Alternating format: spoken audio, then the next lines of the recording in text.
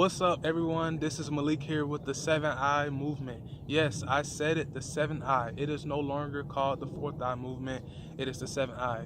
There is still the same meaning behind it. This is still a movement for the new age and the generation of today, where we are learning to get into the creativity and diversity of God, just with a new title.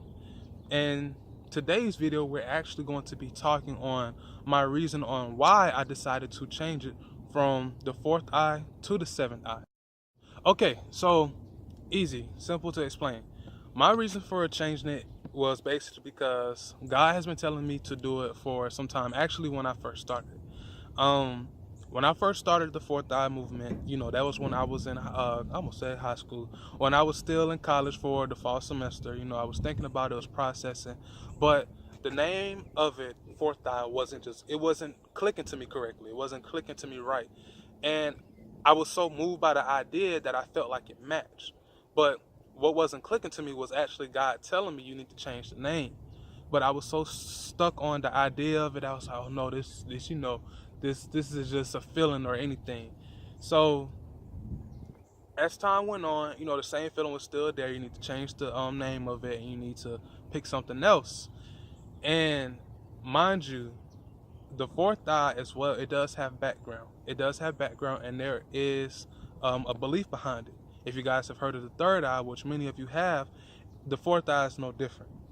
So with me also understanding and knowing that as well, I had the idea in my head, well, I felt as if when Jesus came and he died on the cross, he turned what meant crucifixion and death into love, sacrifice, and just empowerment within God.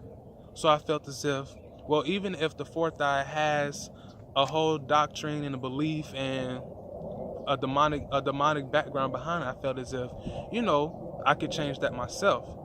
Well, with God, he did understand where I was coming from, but he told me, because last night I prayed, I prayed on it last night because it was really bothering me, and I prayed to God to, reveal if this is right, this wrong, and whatnot. So it's funny because I was watching this video from this lady. Her name is Beth. She's also on YouTube. Her YouTube name is The Other Side of Darkness, where she speaks on her testimony about how she came out of the witchcraft, the occult church, and the occult in the Mormon church. So she was speaking on how a little bit of her journey and her process, where she talked about when she seen Lucifer in the Christian church. So she was talking about certain things that, of course, the whole thing was interesting and I was in it, but the certain part she was hitting to me is like, well, I was thinking on how Lucifer got into the church, how the devil got into the church in the first place. How did these different spirits come into the church and let in? How are these? Because she was talking on how, there were witches and there were different satanic agents that would be in the church or a part of the church doing things such as prayers, sacrifice, all that type of stuff. And I was thinking, well, how are they letting these things happen within something that was originally founded and as a movement for God? Because anything that starts off as for God, there's no, honestly, many people are not out here making bad movements for God. But I always learned that some way, somehow, the devil tries to come in and slip in his ways or his ideas, understandings, anything. He tries to slip that in to come and confuse many of us, especially our new age generation, to where we have much confusion in this world as of today. And a lot of confusion is definitely acceptable to us. What we see as okay and it's okay to do and right, it's also confusing because a lot of it goes against God, but it's so acceptable that we just feel like, okay, something ain't right, but I'm gonna keep going, So it can be very confusing. But that's what the devil does. He definitely does things to what God has said, what he has written in the Bible. He has definitely set things out to confuse us. So I was just thinking on how the fact, how do you let certain things come into the church, or just certain ways of the devil coming to the church? And I realized that comes to a point where God is telling you to switch up something, change it, or do something that is different than what you're originally doing, and you are at a struggle with yourself. You're struggling with yourself because you hear it in the back of your head, but you don't want to do it. So it's almost like it's basically you're being disobedient to God.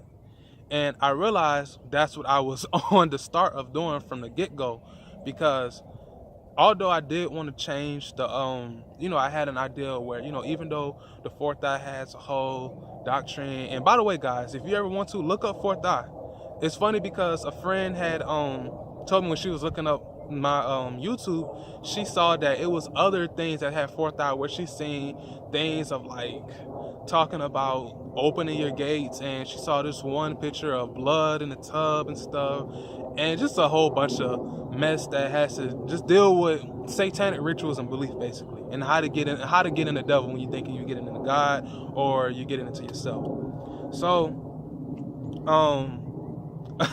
yeah, I had realized, that was going to be the start of that.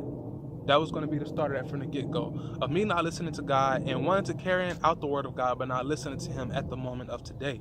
And understanding that you can't, even though you were doing that for the good, understand that the fourth eye itself is already, number one, the spirit that's over the fourth eye, that's over that whole, that has the control and authority over it. The doctrine behind it, the spirit, the authority that it has over it is it's strong. It's really binded and it's strong.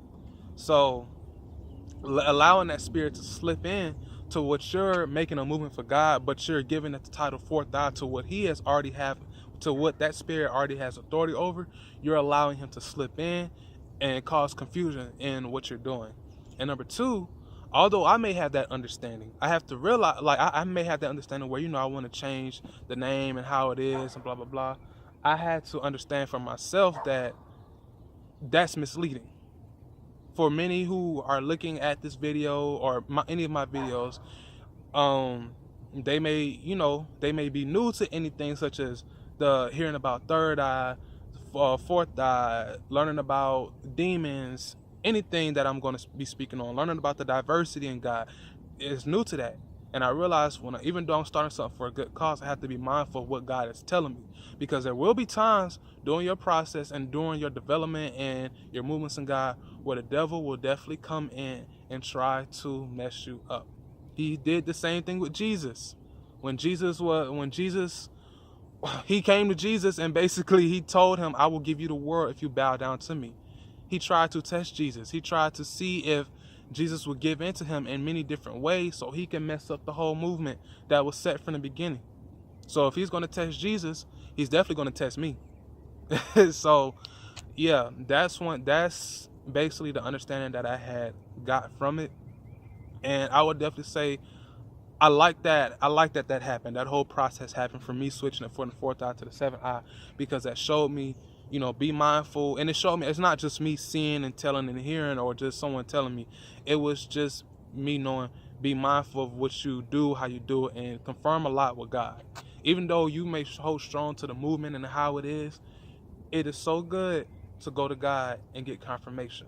Because especially when you're doing a movement for God, not just you growing in your own positive way, but especially when you're doing a movement for God, the devil wants to come in and mess that up. And you guys, many of that tactic that the devil uses definitely goes into what we're doing today. Today, in today's time, we definitely love to start a lot of movements. If you guys are like me and you have this type of entrepreneur mindset, you are a person who loves to start movements. Even if you're just a person who wants to follow and understand, you're still starting things. You're still starting a movement. Everybody in this world starts movements. You're a movement yourself. When God created you, you were a movement. You were a movement that was made to go out, bring the word about that Jesus has stored within you, and just bring it into the world. As Jesus is the head, the church is the body, and we are the church. The church is us. So the head cannot move without the body. The head cannot function without the body. The body cannot function without the head. We are one. So when it comes to a mission that the devil has, he wants to separate the head and the body, to where the head is constantly trying to let us know, but the body, we're moving on our own. We're moving on our own, and we feel like we have this sense of freedom to where we can do a lot of stuff, and God has given us free will.